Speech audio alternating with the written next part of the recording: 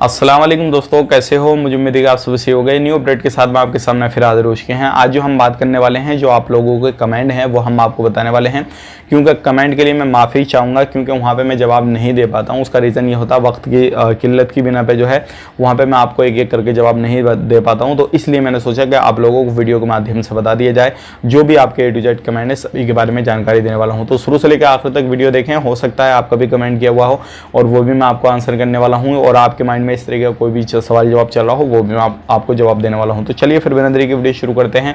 लेकिन उससे पहले मैं आपको बताना चाहूंगा, चैनल आप हमारा पहली बार देख रहे हैं, चैनल को जरूर सब्सक्राइब करें और साथ ही साथ बेल आइकन जरूर प्रेस कर दें, ताकि हमेशा आपको इसी तरीके से कुवैत के बारे में जानकारी टाइम टू टाइम मिलती रहे और आप हमेशा हमारे साथ में जुड़े रहें। तो सबसे पहले हम बात कर लेते हैं। यहाँ पे बहुत सारे लोग हमसे मालूम कर रहे हैं कि हम अपने वीज़ा को ट्रांसफ़र कर सकते हैं या नहीं कर सकते हैं, फैमिली से कंपनी में अपने वीज़ा को ट्रांसफ़र कर सकते हैं या नहीं। तो मैं आपको बताना चाहूँगा, बिल्कुल नहीं कर पाएंगे। आप अगर किसी भी फैमिली में काम करते हैं, खादम के तौर पे काम करते हैं, चाहे वो ड्राइवर हों या फिर घर के वीज़ा में काम करते हों, तो आप एक घर से दूसरे घर में अपने वीज़ा को ट्रांसफ़र कर सकते हैं। और उसमें शर्त ये है कि आपके दोनों कफिल जो है वो राज़ी होने चाहिए।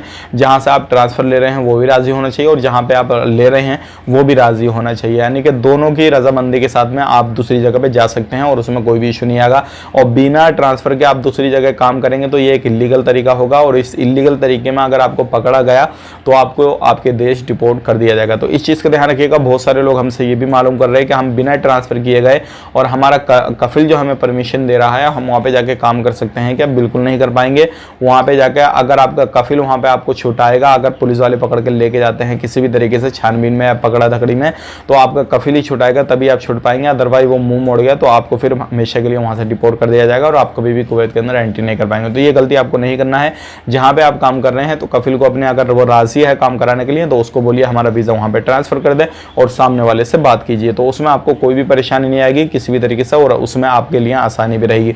अब बात कर लेते हैं यहाँ पे अगला जो क्वेश्चन है। आप लोगों को काफ़ी ज़्यादा ये सवाल पूछे जाने वाला है कि 18 नंबर वीज़ा अभी ओपन है या नहीं। तो मैं आपको बताना चाहूँगा, बिल्कुल ओपन है। अगर इस टाइम पे आप अपना वीज़ा निकलवाना चाहते हैं, लेना चाहते हैं, तो बिल्कुल ले सकते हैं। ऑनलाइन प्रोसेस होता है पूरा, और इस टाइम पे जो है ऑनलाइन के थ्रू आपको वीज़ा बहुत जल्दी भी मिल रहा है। तो ये सारी चीज़ें बताना बहुत सारा ज़रूरी हो जाता है, क्योंकि बहुत सारे लोग कन्फ्यूज़ रहते हैं कि वीज़ा निकल रहा है नहीं निकल रहा है, क्या प्रोसेस है क्या प्रोसेस नहीं है। तो उम्मीद करता हूँ जो भी जानकारी मैंने आपको दी है समझ में आ गई होगी। वीडियो अच्छा लगा वीडियो को लाइक कर दें, शेयर कर दें। आप अपना ख्याल रखें, अपनी फैमिली वालों का ख्याल रखें। Take care, bye bye.